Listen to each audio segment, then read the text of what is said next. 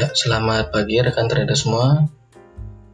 Kembali lagi bersama saya Erik Sinia dari seputar forex dalam ulasan analisa emas harian ya. Oke, pagi ini kita bisa melihat trader semua ya, emas sekarang bergerak di dekat level tertinggi tahunannya begitu ya. Di sini di kisaran 1770-an. Padahal kemarin sempat terkoreksi ya trader, sempat drop begitu di bawah di angka 1750-an ya. Sempat terkoreksi di dalam zona demand ini. Kemarin harga sempat drop lalu mendapat pantulan yang kuat ya, sehingga sekarang bergerak di 1770-an kembali. Oke, seperti biasa hari ini kita akan membahas zona-zona penting yang perlu kita garis bawahi ya traders, sebagai acuan untuk skenario kita hari ini. Yang pertama di sini ada zona demand terdekat kita yang perlu kita garis bawahi. Di sini adalah zona demand di kisaran 1754.37 hingga 1746.96 ini ya traders ya. Zona demand yang terbentuk sejak tanggal 23 Juni kemarin ini ya. Ini sempat diuji terakhir kali kemarin, hari Jumat kemarin ya. Ketika harga drop ke bawah di sini candle bearish engulf ini. Lalu masuk ke zona demand ini. Kemudian harga kembali reject atau mantul lagi ke atas ya, sehingga sekarang di 1770-an. Jika traders ingin melihat di chart masing-masing, kita lihat di chart tanggal 23 Juni ini ya traders. Traders lihat jika ada candle inside bar atau spinning top begitu, atau ada candle bullish yang shadow-nya di bawah ya, ekor panjangnya di bawah. Ini adalah acuan demand kita. Saya tandain di sini ya traders ya. Jika di chart saya ini adalah bar yang menjadi acuan untuk zona demand. Nah, bar ini ya, bar inside bar ini. Lalu ini untuk zona demand 1754 ya traders. Lalu selanjutnya di bawahnya lagi, di bawah zona demand 1754 ini ada zona demand lama yang sudah kita identifikasi ya pada video-video kita sebelumnya, yaitu zona demand RBR ini ya. Zona demand yang sudah nggak fresh juga, yang sudah sempat satu kali pengujian di sini, saat harga menguji di sini lalu kembali rally atau naik ya. Zona demand yang sejak tanggal 19 Juni ini ya, di kisaran 1737 hingga 1743. Kemudian di bawahnya, di bawah zona RBR ini ada zona demand lagi yang tebal, yang zona demand yang sudah nggak fresh tentunya ya. Terlihat harga berulang kali penguji, ada dua kali pengujian, yakni zona demand di 1724.35. Zona demand yang tebal ini terbentuk sejak tanggal 16 Juni.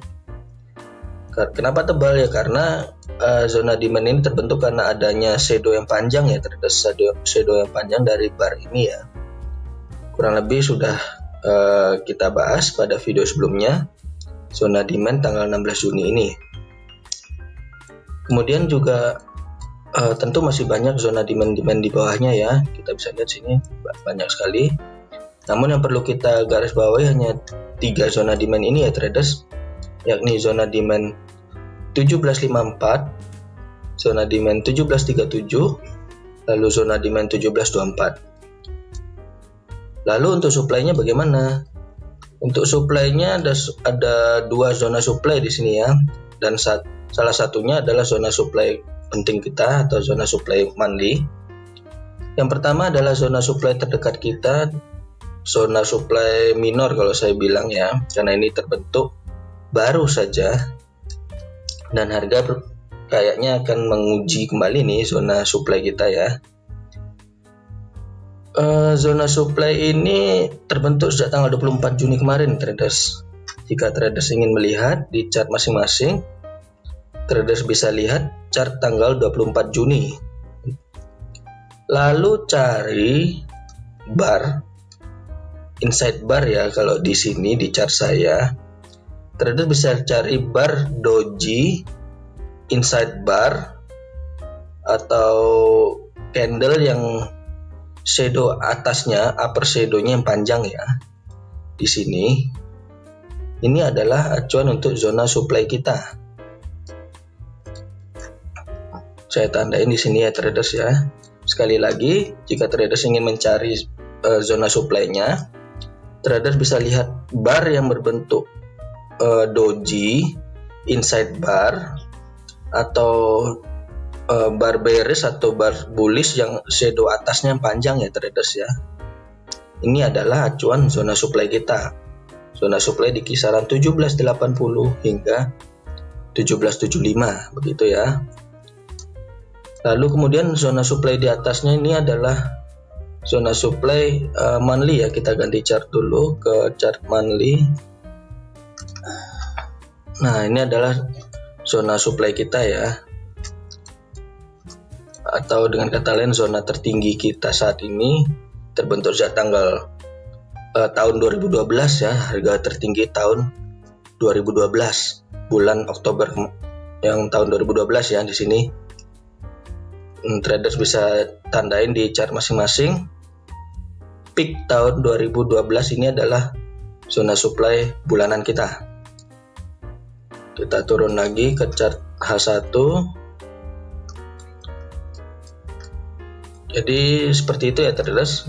Ini adalah zona-zona supply kita. Ada dua, yakni zona supply di kisaran 1780 hingga 1774. Lalu zona supply bulanan di kisaran 1787 hingga 1797. Lalu untuk skenario trading kita, eksekusi kita hari ini bagaimana? Seperti biasa, berikut adalah skenario trading yang bisa kita terapkan ya traders, yakni ada buy dan sell. Seperti biasa, buy di kisaran 1780.27 atau ketika harga menghabiskan zona supply ini ya traders, zona supply yang baru terbentuk ini. Ketika harga berhasil break zona ini, traders bisa ambil buy dengan TP terdekat tentu di batas bawah zona supply bulanan ya, ketika harga masuk ke dalam zona supply bulanan, atau dengan kata lain di harga 1787.40. Stop loss-nya ada di kisaran daily pivot ya, di 1765.82. Lalu kita juga bisa ambil sell di sini di daily pivot ketika harga turun ke bawah daily pivot ya, dengan TP terdekat ya, ketika harga akan memasuki zona demand ini di 1754.37, dengan stop loss di batas atas atau di kisaran zona supply gitu ya. Jadi kurang lebih begini untuk skenario trading kita hari ini ya traders ya. Oke, seperti biasa selalu gunakan MM yang benar ya traders. Resiko dikontrol selalu, jangan overload, overtrade juga jangan.